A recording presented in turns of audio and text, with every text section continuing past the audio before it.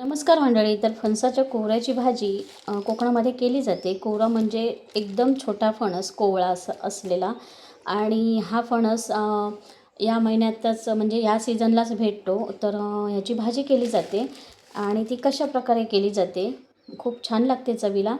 तर ते आता मी तुम्हाला इथे या व्हिडिओमध्ये बघायला मिळेल. तर ही भाजी म्हणजे ह्याला चीक असतो, त्यामुळे हाताला तेल वगैरे लावून ठेवावं लागतं. हे बघा, ह्याला खूप चीक असतो आणि हे अशा प्रकारे मी कापून घेतलं आहे.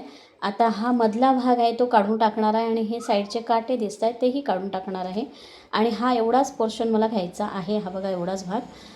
तर हे आता मी हे बघा कापलं आहे. हा लगेच काळा पडतो कापल्यानंतर. तर हे बघा अशा प्रकारे मी हे कट करून घेणार आहे सर्व.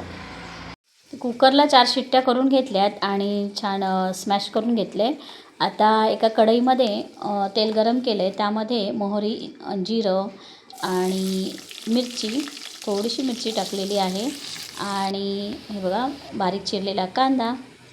त्यानंतर लंकेचे मसाले जसं की मालवणी मसाला, हळद, मिरची पावडर आणि थोडंसं किचन किंग मसाला. त्यानंतर हे स्मॅश केलेलं सर्व फणसाचं गर मी इथे घातलं आहे. मीठ घालायचं, वरतून थोडीशी कोथिंबीर आणि मालवणी पद्धतीने छान खवलेलं खोबरं. त्यानंतर ही भाजी मस्त तयार होते आणि आपल्याला चवीसाठी छान शेंगदाण्याचं कूट.